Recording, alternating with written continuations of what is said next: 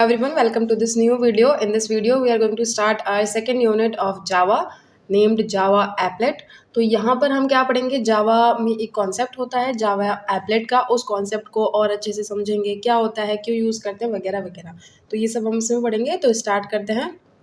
सबसे पहले आपका जावा एप्लेट के बारे में कि एक्चुअली में जो ये नाम है जावा एप्लेट, ये क्या बताता है ना, इसका क्या काम है। तो यहाँ पे इसकी डेफिनेशन आप देख सकते हैं। Java applet is a small dynamic program that can be embedded in an HTML page and run in a web browser. तो साफ शब्दों में अगर आपको बताया जाए तो जो आपका एप्लेट होता है वो एक ऐसा छोटा सा प्रोग्राम होता है, ठीक है, जो कि आपका HTML पेज पर लिखा जाता है। आप लोगों की एक वेब ब्राउज़र आप जैसे बनाते हैं, लोग वेब ब्राउज़र बनाते हैं, तो उसके लिए हम एक HTML का कोड लिखते हैं, ठीक है। तो उस HTML का जो कोड है उसके अंदर ही हम अपना एक छोटा सा एक और कोड लिखते हैं, जो कि आपका एप्लेट का कोड होता है, राइट। तो वो जो एप्लेट होता है वो आपका जो HTML का पेज है, राइट, आपका जो वेब पेज है उसको एक इंटरेक्टिव वे देता है, उसको बहुत सुंदर सा बना देता है, उसमें बहुत सारी फीचर्स लगा देता है। जैसे कि आप CSS पढ़ते हैं ना, हम लोग CSS पढ़ते हैं, तो CSS जो है वो अभी आया है। CSS से पहले हम एप्लेट को यूज़ करा करते थे, ठीक है। तो हमको पुरानी चीज़ें पढ़ाई जा रही हैं। तो एप्लेट जो होता था कि उसमें आप ग्राफिक्स डाल सकते हैं, एप्लेट की हेल्प से गेम्स डाल सकते हैं, इंटरेक्टिव सिमुलेशंस बना सकते हैं, राइट। जैसे कि यहाँ पे लिखा हुआ है, they were primarily used to provide interactive features to web application that could not be provided by HTML alone.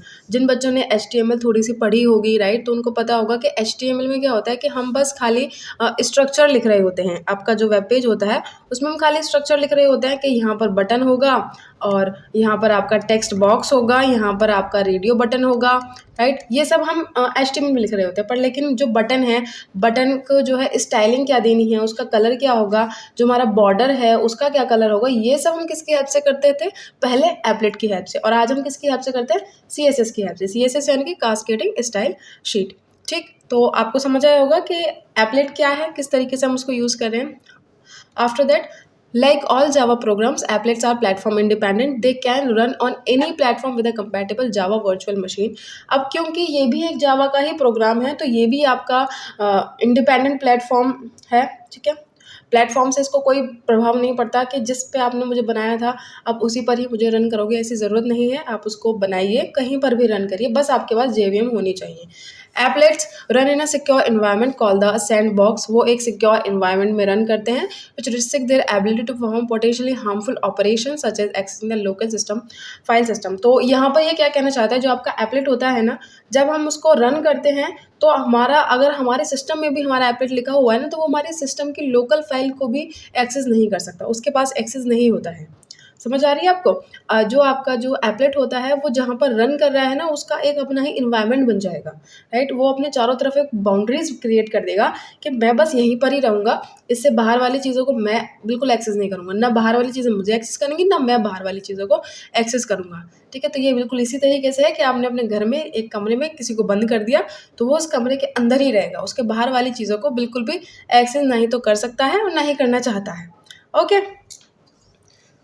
For using applet in the Java program, you just write Java and then your applet. इस class को आप extend करते हैं आपके code में और आप अपने एप्लेट को जो है यूज़ कर सकते हैं।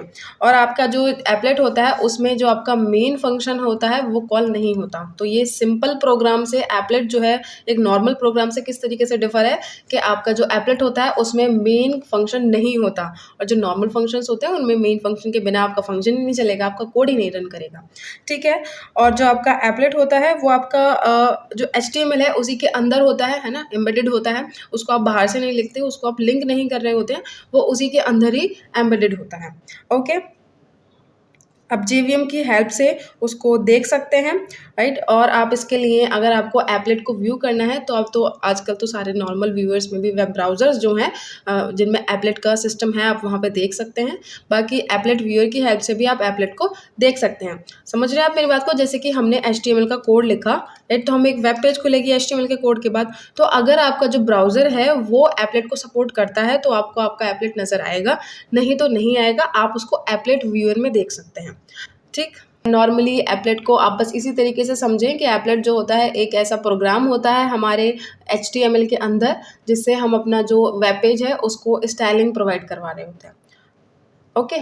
देन है हमारा life cycle of an applet. अब एक एप्लेट है, राइट, जिस तरीके से हम लोगों की लाइफ साइकिल होती है वैसे हमारे जो एप्लेट है उसकी भी एक लाइफ साइकिल होती है। वो कैसे स्टार्ट होता है फिर कैसे अपनी एंडिंग की तरफ जाता है, हम इस स्लाइड में वो सब पढ़ेंगे। तो सबसे पहले हमारा जो एप्लेट है उसका इनिशियलाइजेशन होता है। इन इट मेथड से हम उसको कॉल करते हैं। मेथड को लिखने का तरीका यही होता है, इन इट, इस तरीके से हम उसको कॉल करते हैं। ये एक एप्लेट के पूरे जीवन सारणी में एक ही बार कॉल किया जाता है, क्योंकि इसका मतलब होता है जैसे ये कॉल होता है इनिट, यानी कि जो आपका एप्लेट है वो क्रिएट हो गया, राइट। तो अब वो वाला जो एप्लेट है जो आपने क्रिएट किया है उस एप्लेट के जीवन में सपोज हमने एक एप्लेट 1 करके क्रिएट किया है, तो इसके लिए आप केवल इन इट फंक्शन जो है, जो मेथड है, उसको एक ही बार ही कॉल करेंगे और इसकी हेल्प से आपने उसको क्रिएट कर लिया है। बाद है हमारा स्टार्टिंग। तो इनिट मेथड से क्या होता है कि आपका जो एप्लेट है वो क्रिएट हो जाता है, पर लेकिन वो अभी स्टार्ट नहीं हुआ है, वो अभी इनएक्टिव स्टेट में है। तो उसको स्टार्ट करने के लिए हमको स्टार्ट मेथड को लिखना होता है, यूज करना होता है। So this method is called each time the एप्लेट्स HTML page is displayed. जितनी भी बार आपका जो HTML का पेज होगा जिसमें आपका एप्लेट होगा वो डिस्प्ले करवाया जाएगा, उतनी ही बार आपका जो स्टार्ट है वो रन अप पेंट। तो this class includes many methods of drawing necessary to draw on the applet window, right. तो आपको कुछ भी ड्रॉ करना है आपकी एप्लेट विंडो पे तो वो आप पेंट की हेल्प से कर सकते हैं। ये वो जगह होती है पेंट जहाँ पर आप जो प्रोग्रामर है वो लिख सकता है कि उसको क्या एनिमेशंस चाहिए, क्या क्या चीज़ें चाहिए, वो यहाँ इस पेंट वाला जो सेक्शन है यहाँ पर लिख सकता है। उसके बाद स्टॉपिंग, स्टॉप में क्या होता है कि ये वाला मेथड जो है जब भी आपको आपका जो एप्लेट है उसको दिखाना नहीं है, उसको बंद करना है, तो हम उसको स्टॉप को यूज़ करेंगे। देन है आपका डिस्ट्रॉय। डिस्ट्रॉय फंक्शन का क्या काम होता है, उसको मार देना, ठीक है, उसको किल कर देना। एप्लेट जो हमने क्रिएट किया था उसको ख़त्म कर देने का काम होता है आपका डिस्ट्रॉय का। तो अभी आप स्टार्ट और स्टॉप फंक्शन को ध्यान से समझें कि जैसे कि अभी हमने अपना कोई HTML का कोड लिखा, आपका वेब ब्राउज़र उससे खुलेगा, तो उस वेब ब्राउज़र के खुलने के बाद क्या हुआ, आपने जैसे ही स्विच किया, राइट, आपने अपना वेब ब्राउज़र से दूसरे किसी एप्लीकेशन पर अगर आपने स्विच किया तो जो आपका एप्लेट है वो स्टॉप हो जाएगा, राइट। और फिर आपने जब उसे दोबारा से रिविजिट किया तो फिर वो दोबारा से स्टार्ट हो जाएगा। तो this is the funda of start and stop in applet, right. तो आपको life cycle of an applet भी समझ आ गई होगी, राइट। तो भी हम आगे बढ़ते हैं। तो जावा एप्लेट्स के बारे में कुछ जान लेते हैं, कुछ important. Applets were popular in the late 1990s। तो मैंने आपको पहले ही बताया था कि जो आपका एप्लेट्स था उसको हम पहले यूज़ किया करते थे, अभी हम CSS यूज़ करते हैं स्टाइलिंग देने के लिए अपने वेब पेजेस को, बट देयर यूजेज है significant decline due to several factors, right. तो इसका 2000s तक ही हम इसको यूज़ कर पाए, उसके बाद से इसका जो यूजेज है उसको हमने डिक्लाइन कर दिया। उसके बाद आपका सिक्योरिटी कंसर्न्स, क्यों इसको डिक्लाइन किया गया, ये भी इंपॉर्टेंट चीज़ है ना, कि अगर हम किसी चीज़ को यूज़ कर रहे हैं तो फिर हमने उसको यूज़ करना क्यों बंद कर दिया, ये हमें पता होना चाहिए। Security concerns, एप्लेट्स were often targeted for security vulnerabilities, right.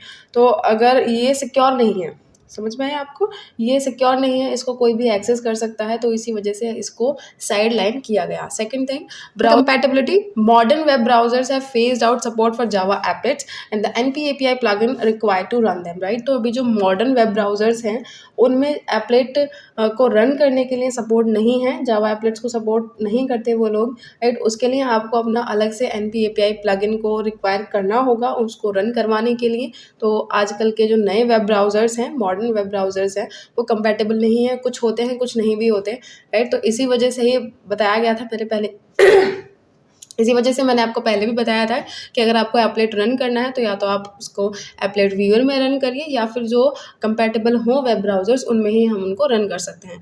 और इसके अल्टरनेटिव्स जो थे वो ज़्यादा अच्छे थे, राइट। हमारे जो एप्लेट्स है उसके जितने भी अल्टरनेटिव्स आए वो और भी ज़्यादा अच्छे आए, जैसे कि आपका HTML5, JavaScript and CSS can achieve the same functionality without the need for plugins, right. इसके लिए आपको प्लगइन्स की भी कोई ज़रूरत नहीं होती है और जो मॉडर्न डे वेब ब्राउजर्स हैं वो इनको सपोर्ट भी करते हैं, राइट। तो हम CSS और जावास्क्रिप्ट जो थे वो अच्छे अल्टरनेटिव्स थे, राइट। तो आजकल के सभी लोग ही, मोस्टली सब लोग, इवन सभी लोग मैं कहूँ तो CSS ही यूज़ करते हैं, कोई अब एप्लेट्स यूज़ नहीं कर रहा, पता नहीं कोई अब एप्लेट्स यूज़ नहीं कर रहा, सब CSS ही यूज़ कर रहे हैं, ठीक है। तो अब हम आगे बढ़ते हैं। इसका एक कोड मैं आपको दिखा देती हूँ कि हम किस तरीके से एक बेसिक सा एप्लेट क्रिएट करते हैं। कोड इसका लिख करके दिखाऊंगी, ठीक है, कि किस तरीके से हम अपना जो कोड है उसको लिख सकते हैं और उसको मैं आपको एक्सप्लेन भी करूँगी। राइट, तो सबसे पहले हम क्या करेंगे, आपकी जो एप्लेट है उसका एक अलग से फोल्डर बनाएंगे। जिस तरीके से अपना CSS का बनाते हैं सेम उसी तरीके से हम अपना एक एप्लेट का अलग से फोल्डर बनाएंगे। तो उसके लिए हम इम्पोर्ट करेंगे अपना जितनी भी चीज़ें चाहिएंगी, java.applet क्लास को हम इंपोर्ट करेंगे और उसमें से हम अपना जो एप्लेट है उसको भी इंपोर्ट करेंगे।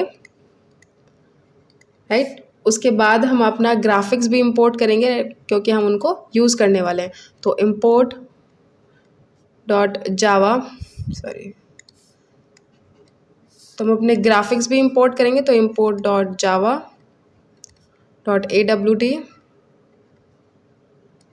डॉट ग्राफिक्स, हम AWT फाइल से अपने ग्राफिक्स को इंपोर्ट करेंगे क्लास से। उसके बाद हम अपना पहली क्लास बनाएंगे।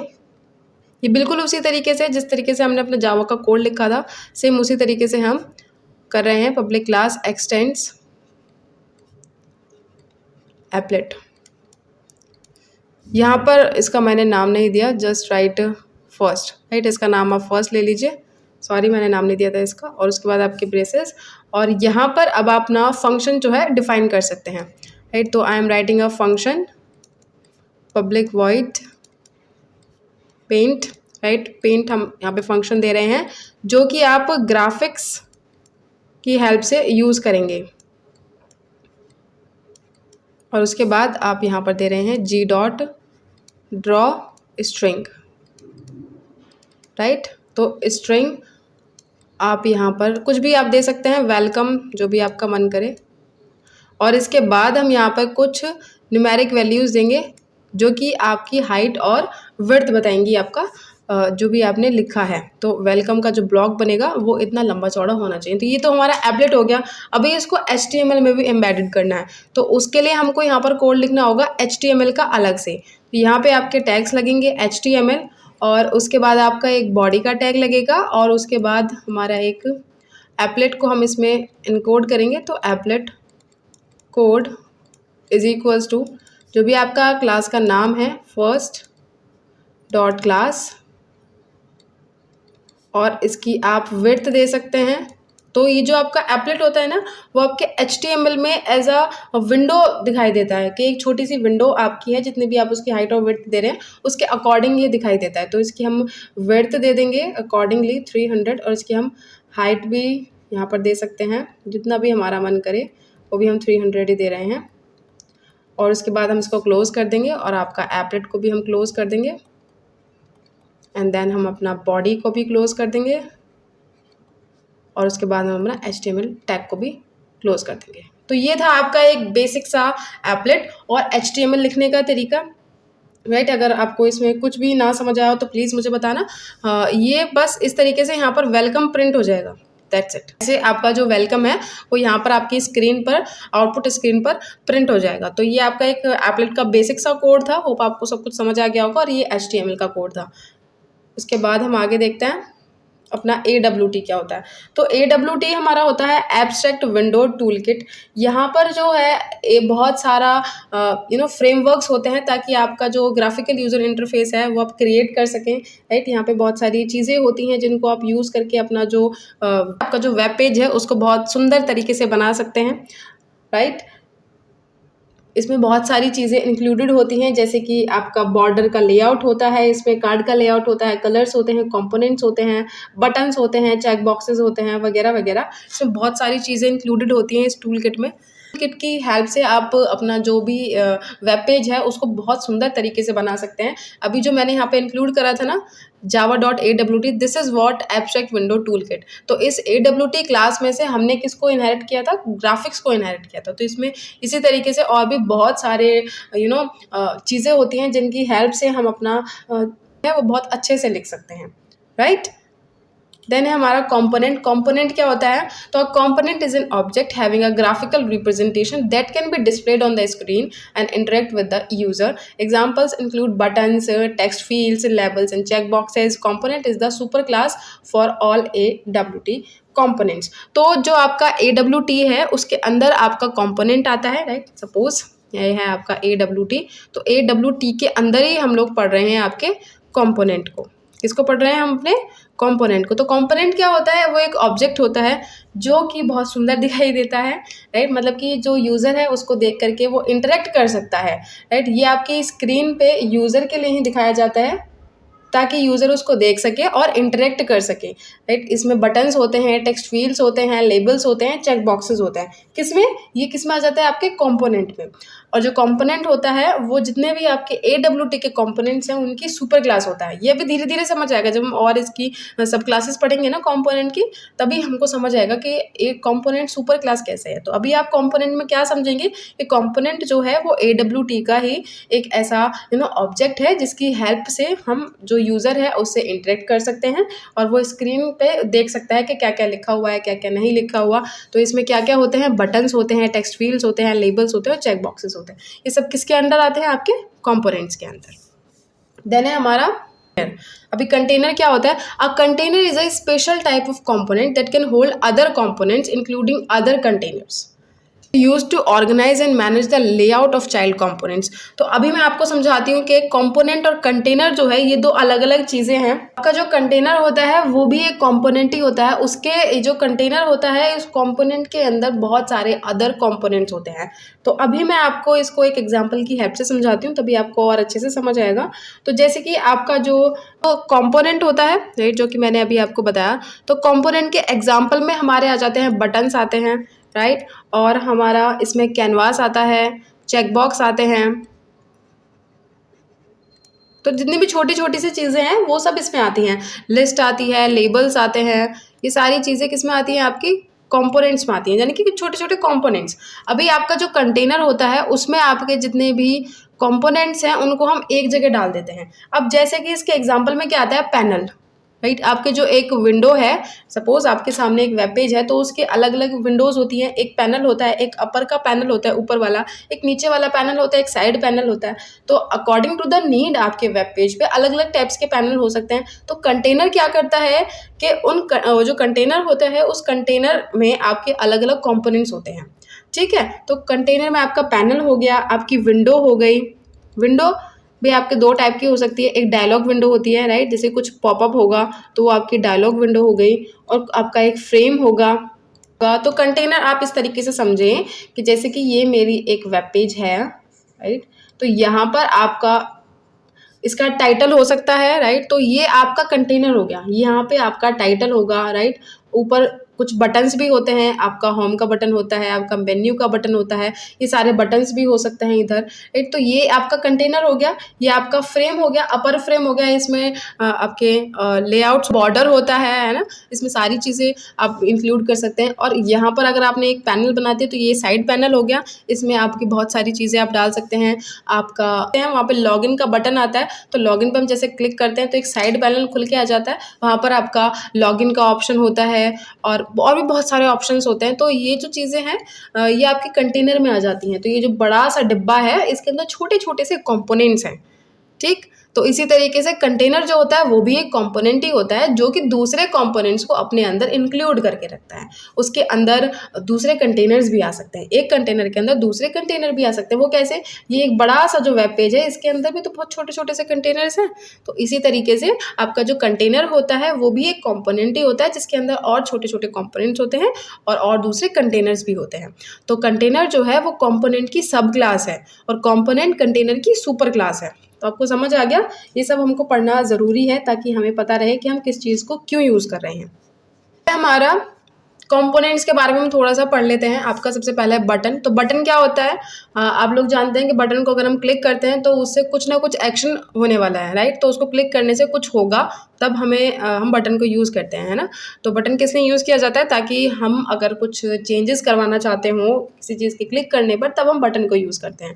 लेबल क्या होता है? तो label is a control that display a single line of read only text, right? तो सपोज आपको कुछ दिखाना है कि यहाँ पर क्या क्या चीज़ें हैं, तो वहाँ पे एक सिंगल लाइन, अगर आपका रीड ओनली टेक्स्ट आपको कुछ प्रोवाइड करवाना है तो वहाँ पे आप लेबल डाल देंगे।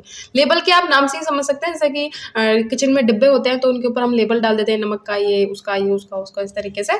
फिर आपका combo box, it is a drop down list that allows the user to choose one item from a list of items. तो कॉम्बो बॉक्स में हम क्या कर रहे होते हैं कि जैसे कि आपकी बटन्स होते हैं ना, अगर आपको स्टेट सिलेक्ट करना होता है तो आपने देखा होगा एक ड्रॉप डाउन लिस्ट आ जाती है, आप वहाँ से अपना स्टेट सिलेक्ट कर सकते हैं, तो वो आपका कॉम्बो बॉक्स ही होता है। देन आपका लिस्ट, वो is a control that allows the user to select one or more items from a list of items, right? तो कॉम्बो बॉक्स क्या होता है? जहाँ से आप केवल वन चीज़ को सिलेक्ट कर सकते हैं। जैसे कि मैंने अभी आपको एग्जांपल दिया था, आप स्टेट सिलेक्ट कर सकते हैं, तो आप केवल एक ही स्टेट सिलेक्ट करेंगे। पर लिस्ट क्या होती है? जिसमें आप बहुत सारी चीज़ें और भी सिलेक्ट कर सकते हैं, एक से ज़्यादा चीज़ें हैं जो आप सिलेक्ट कर सकते हैं।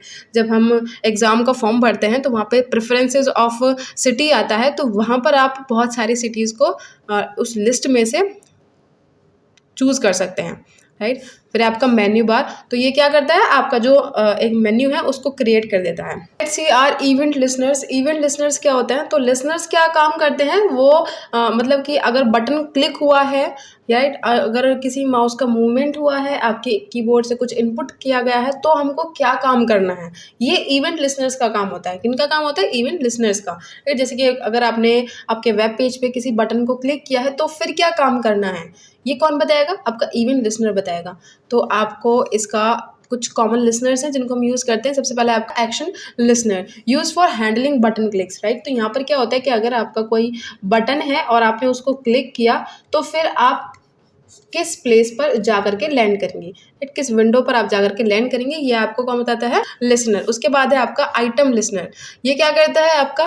जैसे कि आपका चॉइस है, चेक बॉक्सेस है, राइट, कि आपने किसी चॉइस में से किसको क्लिक किया, राइट? आपके रेडियो बटन्स होते हैं तो वहाँ पर हम क्या करते हैं? आपके चेक बॉक्सेस होते हैं, राइट? जैसे कि अगर आपने किसी एक चेक, सपोज आपके पास बहुत सारे चेक बॉक्सेस हैं, आपको इन तीनों में से किसी एक को ही क्लिक करना है, तो अगर आपने इसको क्लिक कर दिया तो फिर आप इसको क्लिक नहीं कर सकते। तो ये सब काम कौन करेगा? आइटम लिसनर चेक करेगा। उसके बाद है आपका की लिसनर्स। अगर आप कीबोर्ड से कुछ भी वैल्यू पुट करते हैं, राइट, तो ऑर्डर करते हैं, तो उसको कौन हैंडल करता है? आपका की लिसनर। देन है आपका माउस लिसनर। अगर आप आपके माउस से कुछ कर रहे हैं और उसमें कुछ लिखा गया है कि अगर माउस का ऐसा कुछ मूवमेंट होगा तो हमको क्या करना है, तो वो आपको कौन चेक करता है? Mouse listener. AWT की जो हायरार्की है उसका एक एक ब्लॉक डायग्राम मैं आपको सिखाऊंगी, जो अगर आपके पेपर में आता है, राइट, AWT के बारे में, हायरार्की के बारे में, तो आप उसको क्रिएट कर सकते हैं। तो सबसे पहले मैंने आपको पढ़ाया था, हमने क्या पढ़ा था? कंपोनेंट के बारे में, राइट? तो हमने कंपोनेंट सबसे पहले पढ़ा था। तो इस कंपोनेंट में क्या क्या होते हैं? आपका बटन इसी कंपोनेंट का पार्ट है, मतलब कि जो बटन होता है वो भी एक कंपोनेंट होता है। उसके बाद हमारा जो लेबल होता है वो भी एक कंपोनेंट ही होता है। And then your check box, after your choice, then your list, and then container, right? तो कंटेनर भी एक कंपोनेंट ही होता है, इस चीज़ को आप बिल्कुल नहीं भूलेंगे कि हमारा जो कंटेनर है वो भी एक कंपोनेंट ही होता है। अभी कंटेनर के जो टाइप होते हैं वो आपके विंडो होती है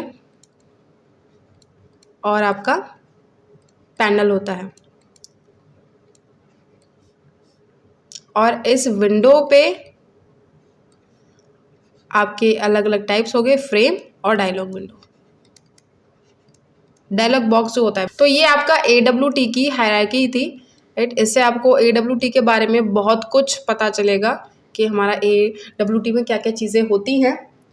अभी हम एक AWT का एक एग्जाम्पल देखते हैं। तो हम यहाँ पे क्या करते हैं? सबसे पहले हम अपना इंपोर्ट करते हैं, AWT को इंपोर्ट करेंगे जावा से आपका AWT को, और यहाँ पे आपका एक एस्टेरिस्क का साइन लगाएंगे, और उसके बाद हम अपनी जो है पहली क्लास बनाएंगे, राइट? सबको सिंटेक्स अभी तक याद हो गया होगा, बिल्कुल वैसा ही सिंटेक्स होता है जैसे कि मैंने आपको बताया था। आप इसका कुछ भी नाम दे सकते हैं, AWT एग्जाम्पल, और ये किसको एक्सटेंड करेगा? फ्रेम को, बिकॉज हम यहाँ पे क्या यूज़ करने वाले हैं, फ्रेम बनाने वाले हैं एक, क्योंकि फ्रेम की हेल्प से ही फिर हम अपने कंपोनेंट्स बनाएंगे। तो यहाँ पर हम आपका एक एग्जांपल, हम क्या करेंगे, आपका एक कंस्ट्रक्टर बनाएंगे।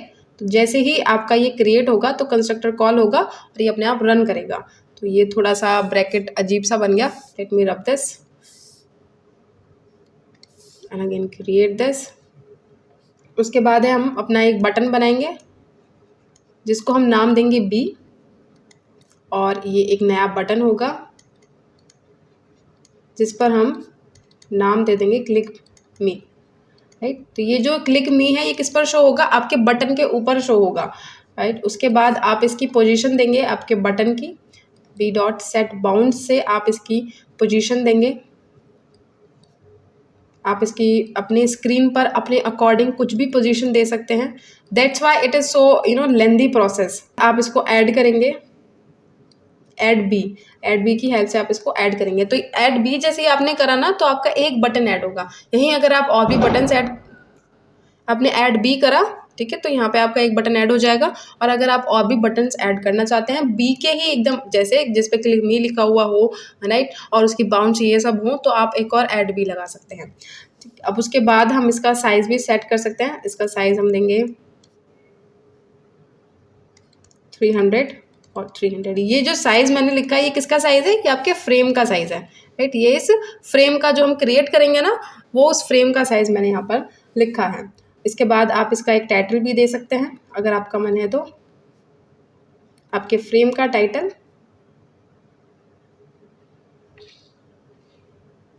तो कुछ भी आप इसमें दे सकते हैं, फर्स्ट,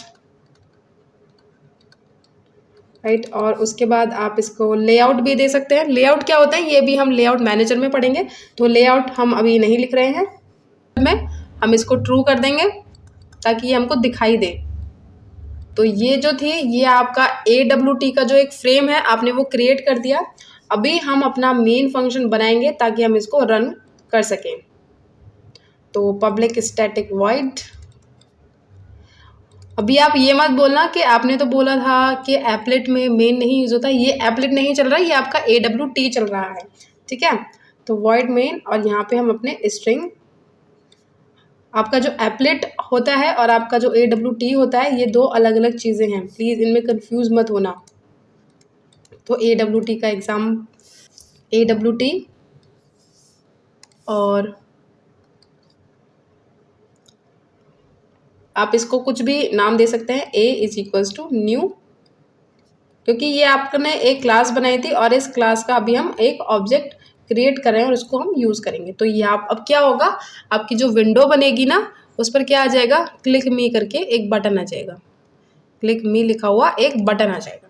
पर उसको क्लिक करने से कुछ नहीं होगा, क्यों, क्योंकि हमने उसमें कुछ इवेंट लिसनर फिट ही नहीं किया, ऐड ही नहीं किया।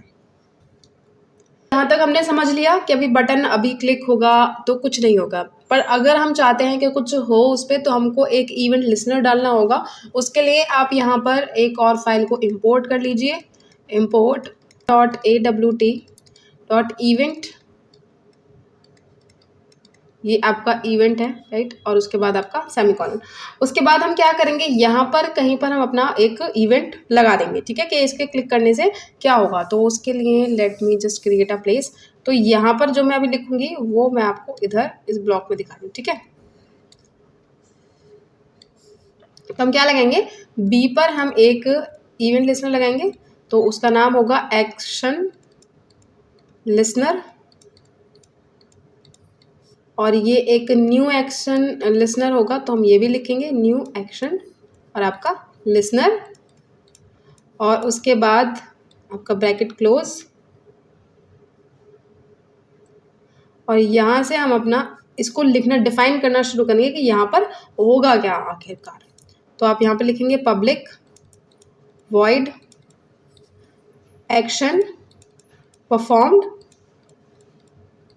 क्या होगा एक्शन, और आप ब्रैकेट में लिखेंगे एक्शन इवेंट और आपका मैंने लिख दिया, राइट। तो अब इसमें क्या एक्शन परफॉर्म होगा वो आप अपनी मर्जी से भी कर सकते हैं, आप कुछ भी परफॉर्म कर सकते हैं। आप एक टेक्स्ट फील्ड भी लेकर के आ सकते हैं और वहाँ पर आप लिख सकते हैं बटन इज क्लिक्ड। तो उसके लिए आपको पहले यहाँ पर एक टेक्स्ट फील्ड को डिफाइन करना होगा, राइट, कि हमने एक टेक्स्ट फील्ड को यूज़ किया है, ठीक है।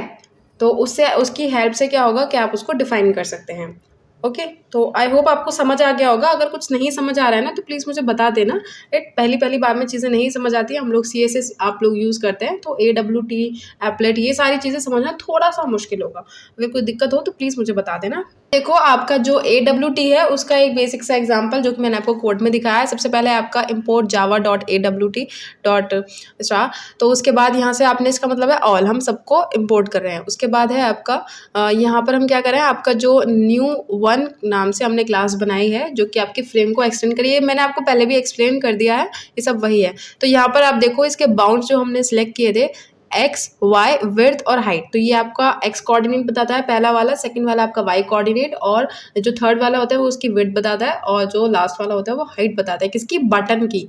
उसके बाद आपने बटन को ऐड कर दिया, देन आपने साइज बताया किसका, आपका जो AWT है उसका। उसके बाद यहाँ पे आपने टाइटल डाल दिया उसका, आपने लेआउट को नल रखा, आपने उसकी इस कोड को रन करेंगे तो कुछ इस तरीके से आपका एक प्रॉम्प्ट आपके सामने आएगा जो यहाँ पर दिखा रहा है कि बिल्कुल आपने ये बटन बनाया। पर अभी इससे कुछ होगा नहीं क्योंकि अभी हमने इसमें अपना एक्शन लिसनर ऐड नहीं किया है, तो उसको हमको ऐड करना है। तो एक्शन लिसनर को हमको इसमें ऐड करना है। आप लोगों का टाइम वेस्ट ना हो इसलिए मैं यहाँ पर क्या करूँगी कि इसको, आपका जो कोड है आपका डायरेक्टली वो आपका कोड ही विजिबल होगा, उसको टाइपिंग करते वक्त मैं आपको एक्सप्लेन नहीं करूँगी, उसको राइट करने के बाद मैं आपको उसको एक्सप्लेन करूँगी, ठीक है। तो हम इसका एक इवेंट लिसनर ऐड करके I am going to explain that. अब यहाँ पर देखिए आपका कोड, ये क्या है, आपका इवेंट लिसनर वाला कोड है। तो यहाँ पे हमने सबसे पहले इंपोर्ट किया अपना AWT, उसके बाद हमने इवेंट को अपने को इंपोर्ट किया है, उसके बाद हमने अपनी नई क्लास बनाई है जिसमें हमने फ्रेम को एक्सटेंड किया है जो कि एक्शन लिसनर को इम्प्लीमेंट करेगा, राइट। तो उसके बाद हमने अपना एक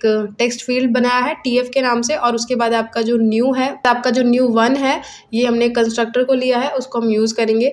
उसके बाद आपने अपना जो टेक्स्ट फील्ड है उसको क्रिएट किया है, टेक्स्ट फील्ड्स के सारे आपने पोजीशन और उसका हाइट वेट आपने दे दिया है इधर। उसके बाद आपने अपना बटन को क्रिएट किया है, उसके बाद बटन के सारे कुछ बाउंड्स वगैरह आपने प्रोवाइड करवाए हैं। उसके बाद आपने आपका जो एक्शन लिसनर है उसको ऐड किया है, इवेंट लिसनर को हमने यहाँ पे ऐड किया है।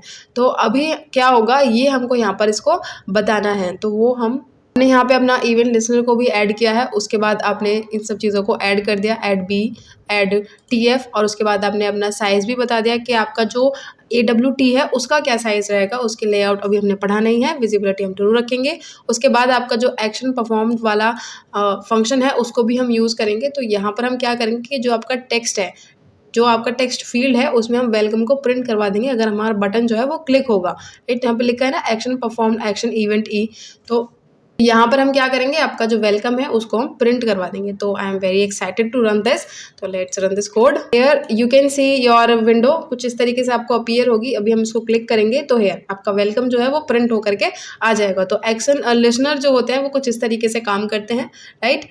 तो आप लोगों ने कोड देख लिया अपने, अभी हम लेआउट मैनेजर की तरफ जाते हैं। जो हम लेआउट सेट कर रहे थे उस पर, वो लेआउट किस तरीके से सेट करना है, क्यों हम पढ़ रहे थे, वो लेआउट था ना आपका, इस तरीके का फंक्शन था वहाँ पे सेट लेआउट। तो इसमें क्या लेआउट हम सेट कर सकते हैं वो अभी हम लेआउट मैनेजर की हेल्प से पढ़ेंगे। So layout manager are used to control the positioning and sizing of components within a container. तो लेआउट मैनेजर क्या करता है कि जो आपका एक कंटेनर है बड़ा सा, उसमें आपकी जो कंपोनेंट्स है वो किस तरीके से अरेंज होंगे, उनका साइज क्या होगा, वो वर्टिकली अरेंज होंगे, वो हॉरिजॉन्टली अरेंज होंगे, ये सब का होता है आपका लेआउट मैनेजर का। This is particularly useful in applets and GUI application to ensure that components are arranged in a flexible and scalable manner.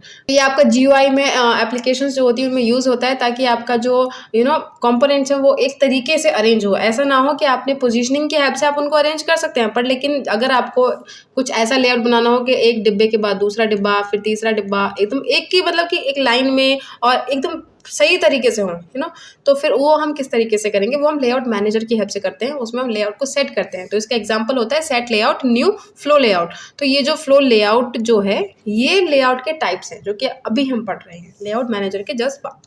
तो सबसे पहले है आपका फ्लो लेआउट। तो फ्लो लेआउट का क्या काम होता है कि ये आपके जितने भी कंपोनेंट्स होते हैं उनको लेफ्ट टू राइट वाले फ्लो में एकदम से अलाइन कर देगा।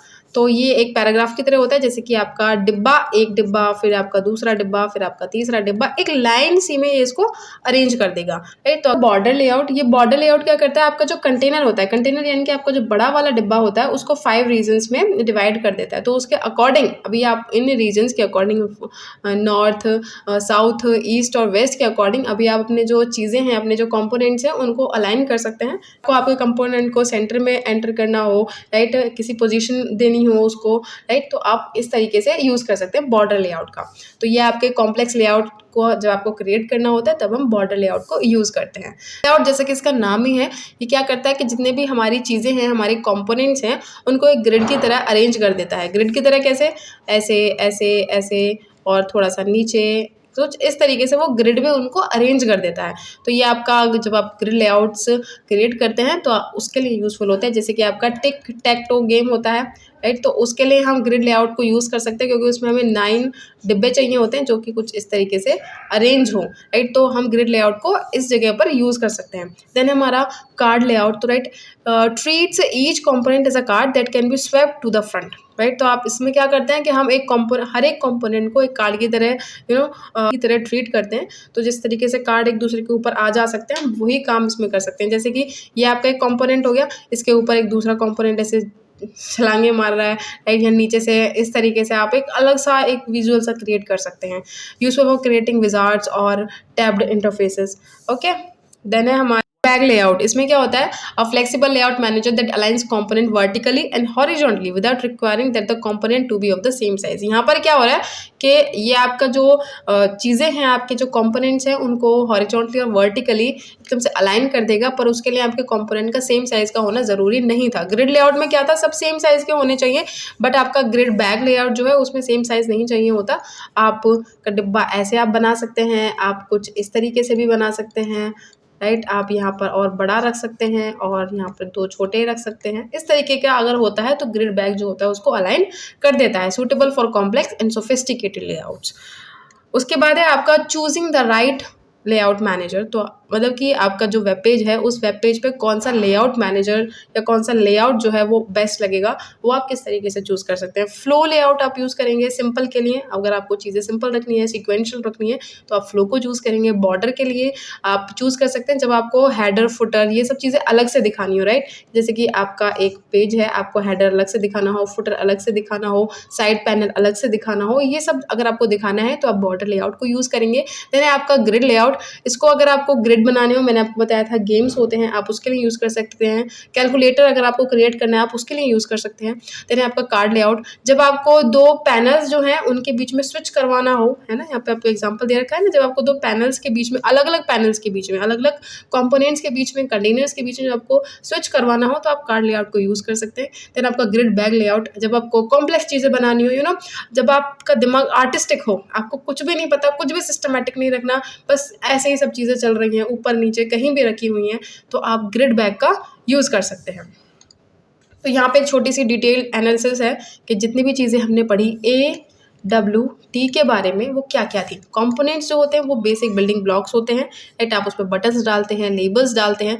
कंटेनर जो होते हैं वो आपके जितने भी कंपोनेंट्स होते हैं उनको एक जगह पे ग्रुप करके रखते हैं। आपका फ्रेम हो गया, पैनल हो गए। लेआउट मैनेजर का क्या काम होता है, उसको एक दिशा प्रदान करता है, उसका एक विजुअल दिखाता है कि आपको इसी तरीके से अलाइन होना है, ये आपका लेआउट मैनेजर का काम होता है। इवेंट हैंडलिंग, इसमें हम क्या कर रहे हैं कि अगर आपका जो है कुछ भी काम हो रहा है तो उसके बाद क्या करना है, राइट। ये एक इंटरेक्शन सा क्रिएट करता है कि अगर मैंने एक बटन दबाया तो उसके बाद उसमें क्या होगा उस बटन को दबाने से। तो ये सारी चीज़ें आई होप आपको समझ आ गई होंगी। अभी हम एक लेआउट मैनेजर का भी एग्जांपल देखते हैं कि लेआउट मैनेजर को यूज़ करके क्या होता है, ठीक है। यहाँ पर आपका जो कोड है, राइट, आप यहाँ पर देखें कि यहाँ पर हम क्या करेंगे, आपका जो लेआउट है उसको सेट करेंगे। तो यहाँ पर हम अपना import java.awt public class new1 import java swing, ये सारी चीज़ें हमने यहाँ पे import कर ली हैं। उसके बाद हम यहाँ पर अपना फ्रेम क्रिएट कर रहे हैं और उसका जो नाम रख रहे हैं हम फ्लो लेआउट एग्जाम्पल, उसका नाम रख रहे हैं। उसके बाद हमने यहाँ पे लेआउट को सेट कर दिया, न्यू फ्लो लेआउट के नाम से हमने इसका जो लेआउट है वो सेट कर दिया। उसके बाद है उसके बाद है यहाँ पे frame dot add new button हम यहाँ पे ऐड कर रहे हैं और यहाँ पे 3 हमने बटन ऐड किए हैं और इसका जो है पैक रखेंगे, यानी कि जो चीज़ें हैं वो एक दूसरे से ऐसे पैक हो जाएंगी। उसके बाद है आपका विजिबिलिटी 2 रखेंगे और सेट डिफ़ॉल्ट क्लोज ऑपरेशन, हम यहाँ पे क्लोज ऑपरेशन भी रखेंगे, ठीक है। तो उसके बाद हम इसको रन करेंगे। सो हेयर यू कैन सी ये आपकी चीज़ें कुछ इस तरीके से अलाइन होकर आई हैं। तो ये आपका फ्लो लेआउट का कमाल है। लेते हैं हम अपना स्ट्रिंग हैंडलिंग। स्ट्रिंग हर चीज़ में आ जाती है, यहाँ पर भी आ गई। अभी ये और देख लेते हैं, एक आपका चीज़ रह रही है।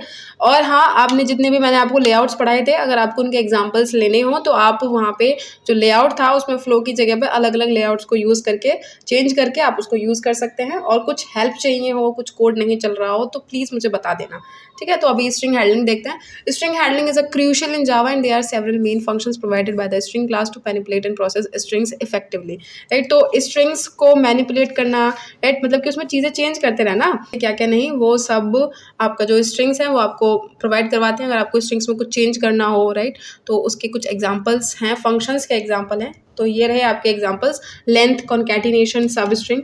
तो आपको इसके लिए बस चीज़ें जो यूज़ करनी होती है आपका import dot Java dot यूटिल package को आप यूज़ करते हैं अपने स्ट्रिंग्स के ऊपर ऑपरेशंस लगाने के लिए, राइट। तो ये आपका लेंथ का ऑपरेशन होता है, ये आपको लेंथ बताता है। कॉन्कैटिनेशन आपको जो 2 स्ट्रिंग्स होती हैं उनको क्या कर देता है, आपस में कॉन्कैटिनेट कर देता है, उनको जोड़ देता है। आप इसको कुछ ऐसे भी कर सकते हैं, S1 प्लस S2 करके भी आप 2 स्ट्रिंग्स को जोड़ सकते हैं। बाकी अगर आप कॉन्कैट का फंक्शन लगाएंगे तो आप ये उससे भी जुड़ जाएगा। सब स्ट्रिंग क्या करता है, सब स्ट्रिंग जो होता है आपका, जो एक स्ट्रिंग होती है उसमें से आपकी जो सब स्ट्रिंग होगी उसको वो आपको ला करके प्रिंट करवा देगा। मतलब कि अगर आपने कोई स्ट्रिंग बनाई है तो आप उसकी सब स्ट्रिंग भी निकाल सकते हैं। कैरेक्टर रिट्रीवल, अगर आपको किसी बेसिक इंडेक्स पर, है ना, किसी भी इंडेक्स पर जैसे कि 1 पर आपको कैरेक्टर पता करना है कि उस स्ट्रिंग में क्या कैरेक्टर है, तो आप वो भी कर सकते हैं। स्ट्रिंग का आप कंपैरिजन भी करवा सकते हैं, राइट। आप COMP लिख के और आपको जो भी जिसमें भी कंपैरिजन करवाना है आप उन दोनों में S1 कंपेयर S2 से आप उसको कंपेयर करवा सकते हैं। केस कन्वर्जन कर सकते हैं, अपर से लोअर में, लोअर से अपर में, ये सब आप कर सकते हैं। कैरेक्टर, किसी भी कैरेक्टर की इंडेक्स अगर आपको फाइंड करनी है तो आप वो भी कर सकते हैं। आप इन 2 कैरेक्टर्स को अगर आपको रिप्लेस करना हो तो आप वो भी बहुत आसानी से कर सकते हैं, ठीक है। तो अगर आपको किसी कैरेक्टर को फाइंड करना है किसी भी इंडेक्स पर तो आप वो कर सकते हैं। कैरेक्टर और इसका आपका फंक्शन है कैरेक्टर एट। आप अपने जो है कोई भी इंटीजर में आपकी जो इंडेक्स वैल्यू होगी आप उसको दे सकते हैं, राइट। तो इस तरीके से आपका कैरेक्टर का रिट्रीवल हो जाएगा। अगर आपको 2 स्ट्रिंग्स कंपेयर करना है तो उसके लिए हम करेंगे इंट कंपेयर, राइट, टू और आपका ऑब्जेक्ट का नाम, राइट, जिससे कि आप कंपेयर करने वाले हैं। आपको कन्वर्जन करना हो तो हम यहाँ पे वो भी लिख सकते हैं, स्ट्रिंग टू लोअर केस या फिर आपका अपर केस, आप जो भी चाहें वो डाल सकते हैं। और उसके बाद आपको जो भी कन्वर्ट करनी है आप वो यहाँ पर डाल सकते हैं। और उसके बाद था हमारा आपका लेंथ, अगर आपको फाइंड करनी हो तो आप यहाँ पर लिख सकते हैं इंट लेंथ, बस, और आपकी जो लेंथ है वो आपको मिल जाएगी, ठीक है। रिप्लेस करना हो तो हम यहाँ पर लिखेंगे स्ट्रिंग रिप्लेस और आपका पहला वाला मतलब कि ओल्ड वाला कैरेक्टर और आपका फिर आपका न्यू वाला कैरेक्टर, ठीक है। तो इस तरीके से आप इसको रिप्लेस भी कर सकते हैं। आपके स्ट्रिंग का सब स्ट्रिंग बनाना है तो उसके लिए हम क्या करेंगे, स्ट्रिंग आपका सब स्ट्रिंग